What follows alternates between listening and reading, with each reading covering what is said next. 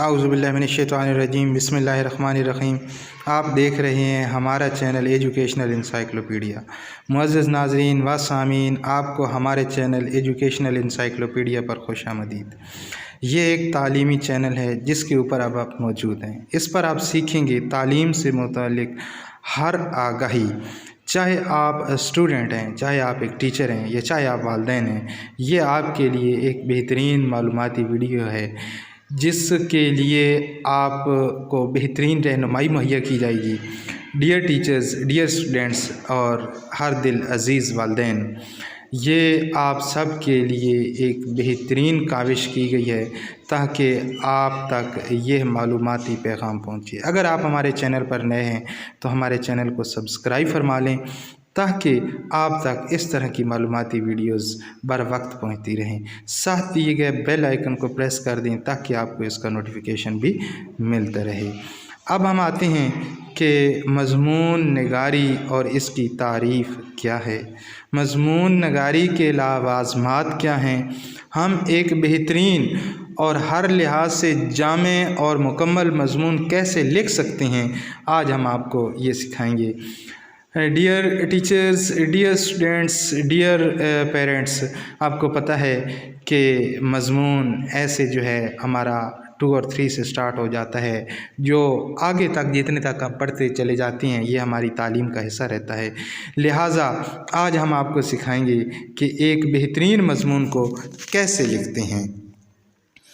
मज़मून निगारी की तारीफ़ क्या है और इसके उसूल क्या हैं, इस वीडियो में ये हमारा लब लबाब रहेगा कि मज़मून निगारी उर्दू नस्र की ख़ास सनफ़ है।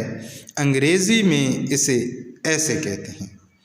ये गैर अफसानवी सनफ़ है जिसका आगाज़ उर्दू में तिली काले से होता है, यानी कि इसका आगाज़ दिली काले से हुआ और सर सैयद अहमद ख़ान और उनके साथियों ने इस सनफ़ को बहुत फ़रोग़ दिया। मज़मून की तारीफ़ इस तरह की जाती है कि किसी मज़मून पर अपने ख़यालात को मरबूत और मुदल्लिल अंदाज़ में इस तरह पेश करना कि पढ़ने वाला इसको समझकर मुतासिर हो सके, मज़मून कहलाता है। यानी कि ख़यालात को तरतीब देना और मरबूत करना, लेकिन अंदाज़ कौन सा हो, एक मुदल्लिल अंदाज़ में, ये मज़मून की तारीफ़ बनती है। अब देखते हैं कि बाबाए सर सैयद अहमद ख़ान जो हैं वो मज़मून नगारी के लिए कौन सी 3 शराइत को अहम करार देते हैं कि ये ज़रूरी हैं और इनके बग़ैर एक बेहतरीन और जामे मज़मून नहीं लिखा जा सकता। सबसे पहली शर्त है कि मज़मून का पैरा जो है और उसका जो बयान है वो सादा हो। पेचीदा और पुरतकल्लुफ़ असलूब मज़मून का ऐब है कि बड़े सादा अंदाज में आपने करना है। मज़मून की दूसरी शर्त ये है कि जो ख़यालात और जो बातें इसमें पेश की जाएं उनमें दिलकशी हो। सिर्फ़ अल्फाज और अंदाज़ बयान का दिलकश होना मज़मून के लिए काफ़ी नहीं है। इसकी तीसरी शर्त है, तीसरी और आखिरी शर्त अच्छे मज़मून के लिए ये है कि मज़मून निगार के दिल में जो बात हो वो पढ़ने वालों तक पहुँचे। इससे मुराद ये है कि मज़मून में जो ख़यालात पेश किए जाएं वो इस तरह मरबूत हों जिस तरह ज़ंजीर की कड़ियाँ एक दूसरे से मरबूत होती हैं। ख़यालात में रब्त न होना और इंतशार का पाया जाना मज़मून का ऐब है। हर पैराग्राफ अपने पहले पैराग्राफ से फ़िक्री सतह पर जुड़ा होना चाहिए, यानी कि ये नहीं है कि एक बात हम मग़रिब की करें तो दूसरी मशरिक़ की करें, बल्कि ज़ंजीर की तरह इसको अपने ख़यालात को मरबूत करना है और जोड़ना है। ये 3 शराइत एक बेहतरीन मज़मून की जो हैं बहुत ज़रूरी हैं। इनके बग़ैर एक आप अच्छा और जामे मज़मून जो है वो कभी भी तरतीब नहीं दे सकते। आइए अब हम देखते हैं कि मज़मून में تمہید کیا ہے، مضمون کی اصل کیا ہے، اور مضمون کا اختتام جو ہے اس کو انجام تک کیسے پہنچانا ہے۔ مضمون کے اندر تمہید کو دیکھتے ہیں کہ مضمون کی ابتدائی جو حصہ ہے وہ تمہید کہلاتا ہے۔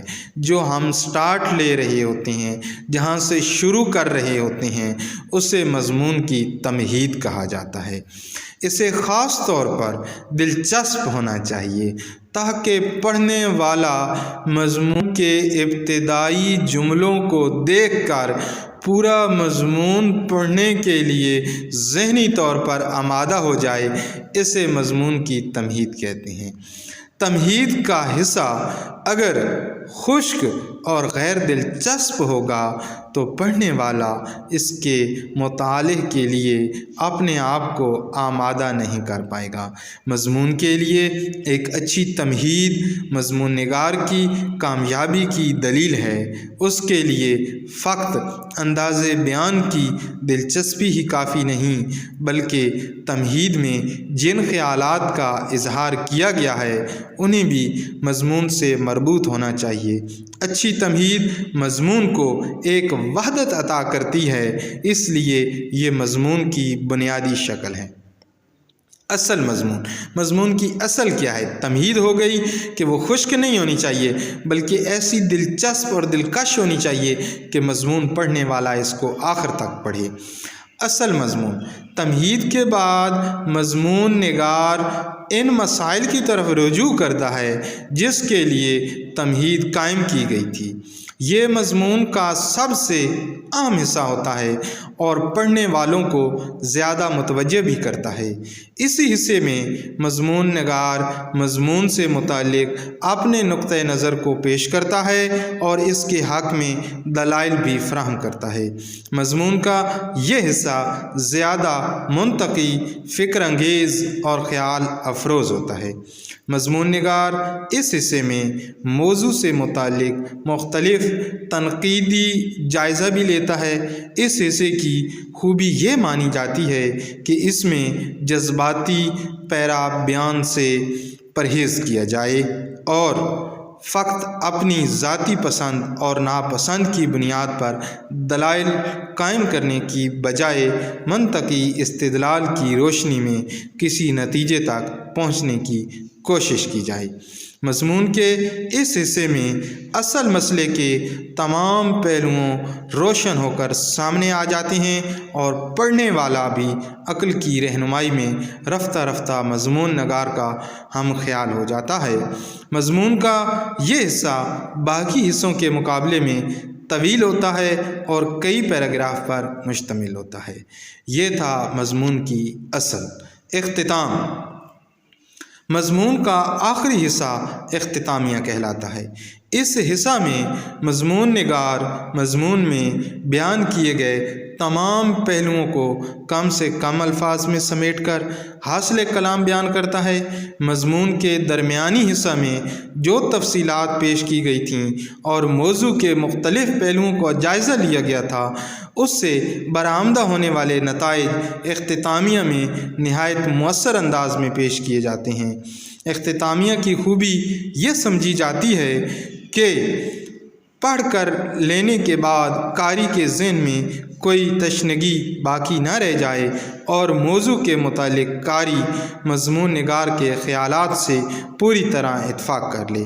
اختتامیہ میں جو نتائج پیش کیے جاتے ہیں، اگر ان کی پیشکش کا اندازہ واضح، اطمینان بخش اور مؤثر نہیں ہوگا تو پڑھنے والا ذہنی الجھنوں کا شکار ہو جائے گا، اور یہ اختتامیہ کا عیب ہے۔ پورے مضمون کو چند جملوں میں اس طرح سمیٹ لینا کہ تمام ضروری پہلو سامنے آ جائیں اگرچہ دشوار ہوتا ہے، لیکن ایک اچھے اختتامیہ کی یہی خوبی سمجھی جاتی ہے۔ والسلام۔ اپنی دعاؤں میں یاد رکھیں اور ہمارے چینل کو سبسکرائب کرنا نہ بھولیں۔ اللہ حافظ۔